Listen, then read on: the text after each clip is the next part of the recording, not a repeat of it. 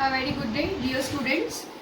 We have discussed in earlier two lectures the meaning and basic and qualitative features of accounting. Now, a term is coming again and again in accounting, that is recording. The main thing is how we will record the transactions in our accounting, how we will do accountancy, how we will carry forward this system of accountancy. This we can done through recording. Record करना किसी भी transaction को, and how we will record. Basically, we have two systems of recording, single entry and double entry system. In our accounting, system is based on double entry system. In every business transactions is recorded at two places. This is called dual concept. Basically, our accounting is dual concept.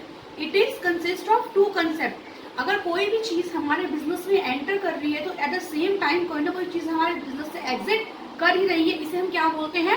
Dual concept. It means for every debit there is a credit. Basic means क्या है इसमें कि अगर कोई चीज debit हुई है तो वो उसके बदले में दूसरी चीज क्रेडिट हो गई ही होगी. अब स्टूडेंट्स, आपके माइंड में ये क्वेश्चन आ रहा होगा कि डेबिट क्या है और क्रेडिट क्या है. बेसिकली डेबिट एक ऐसी एक हमारे टाइप ऑफ अकाउंट्स हैं जिसमें हमारे पास कोई ना कोई चीज डेबिट मीन्स जो चीज आ रही है, क्रेडिट मीन्स जो चीज जा रही है. ठीक है, इसमें हम क्या करेंगे, हमारे पास गोल्डन रूल्स ऑफ अकाउंटिंग है जो हमारी पूरी अकाउंटेंसी का बेस है. हम अपने इन रूल्स को कैसे एक्सप्लेन करेंगे, हम इनको तीन पार्ट्स में डिवाइड कर लेंगे: personal account, real account, nominal account. Basically हमारे जो अकाउंट्स के तीन रूल्स हैं, अगर हम उनको इवेंचुअली प्रोसेस करें तो वो रूल्स हमारे क्या हैं? Debit what comes in, credit what goes out, debit the receiver, credit the giver, debit all expenses and losses, credit all income and gains.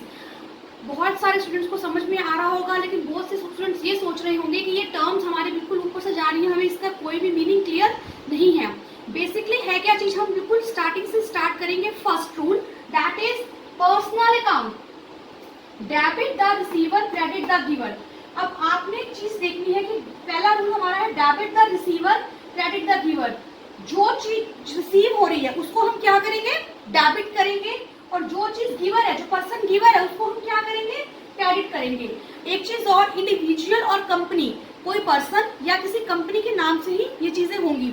ठीक है, और एक चीज और स्टूडेंट्स, अकाउंटेंसी करते हुए कभी भी हम बिजनेसमैन के पॉइंट ऑफ व्यू से एंट्रीज पास नहीं करेंगे. हम कभी भी बिजनेसमैन के पॉइंट ऑफ व्यू से अकाउंट्स नहीं करेंगे.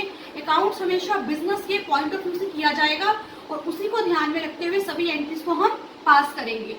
And this is our debit the receiver, credit the giver. First example is cash amount received from Mohan rupees 5,000. Mohan से हमें 5,000 रुपए मिले.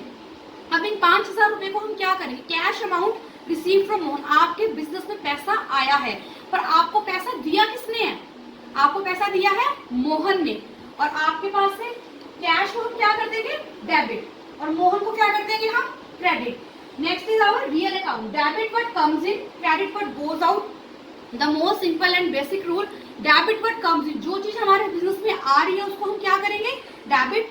जो चीज हमारे बिजनेस से जा रही है उसको हम क्या करेंगे? क्रेडिट. मशीनरी परचेज करी हमने, फॉर एग्जाम्पल कितने की? 20,000 की फॉर कैश. तो हमारे बिजनेस में आ क्या रहा है? हमारे बिजनेस में मशीनरी आ रही है, तो मशीनरी को हम क्या कर देंगे? डेबिट. और जा क्या रहा है हमारे पास से? कैश जा रहा है, उसको हम क्या कर देंगे? क्रेडिट. अंडरस्टैंड? जो चीज हमारे बिजनेस में आ रही है, debit what comes in, credit what goes out. जो चीज आ रही है उसको डेबिट, जो चीज जा रही है उसको credit. And the last one is nominal account. Debit all expenses and losses, credit all income and gains. अब ये देखिए, नॉमिनल जो हमारा रूल है वो थोड़ा सा हमारा कॉन्ट्रासेप्ट रूल है इस चीज को लेके, और फर्स्ट सेकंड रूल हमारे ऑलमोस्ट आपको सेम लग रहे होंगे. जो जिसको मिल रहा है और जहां आ रही है उसको हम डेबिट कर रहे हैं. लेकिन जो हमारा थर्ड रूल है वो कुछ अलग ही कह रहा है. थर्ड रूल हमारा कह रहा है जितने भी हमारे खर्चे हैं, जितने भी हमारे खर्चे हैं, जितने भी हमारे एक्सपेंसेस हैं, जितने भी हमारे नुकसान हैं, लॉसेस हैं, उन सबको हम क्या करेंगे? डेबिट. और जितनी भी हमारी इनकम है और जितने भी हमारे प्रॉफिट है उन सबको हम क्या करेंगे? क्रेडिट. है ना कॉन्ट्रासेप्ट? ऐसा क्यों? इसका एक रीजन है. एग्जाम्पल देखिए, salary paid to Gopal rupees 10,000 in cash. अब आपने गोपाल को सैलरी पे करी. सैलरी आपके लिए क्या है? सैलरी आपके लिए एक तरह का एक्सपेंस हुआ. तो जो चीज आपके लिए एक्सपेंस है, अब आपके पास आया कुछ भी नहीं. आप कहोगे कि अब हमने चीज बोली कि एक जगह हम डेबिट कर रहे हैं, एक जगह हम क्रेडिट कर रहे हैं, लेकिन टू अकाउंट्स इफेक्ट हमारे बोल रहे हैं। अगर हमने गोपाल को सैलरी पे करी है एट द सेम टाइम हमारे पास से क्या हुआ, उस सैलरी का जो बर्डन था वो हमारे पास से कम हो गया, तो हमारे पास क्या हुआ, सैलरी हम क्या करेंगे डेबिट और कैश क्या करेंगे क्रेडिट। कैश हमारे पास से क्या हुआ, चला गया, हमारा जो कैश था वो हमारे पास से चला गया। एक ही ट्रांजैक्शन में हमारे दो रूल भी लग सकते हैं स्टूडेंट्स। अब हम इसमें क्या करेंगे, सैलरी हमारी क्या हो गई डेबिट और क्रेडिट क्या हो गया हमारा कैश। ये जो बेसिक रूल्स मैंने आपको बताए हैं, इन रूल्स के बाद ही हमारी जर्नल एंट्रीज स्टार्ट होंगी। आपका बेसिक होमवर्क क्या है, आपने इन सभी जर्नल गोल्डन रूल्स को अच्छे से रीड करना है, पढ़ना है, और आपको कोई भी डाउट हो you can take it. Thank you students.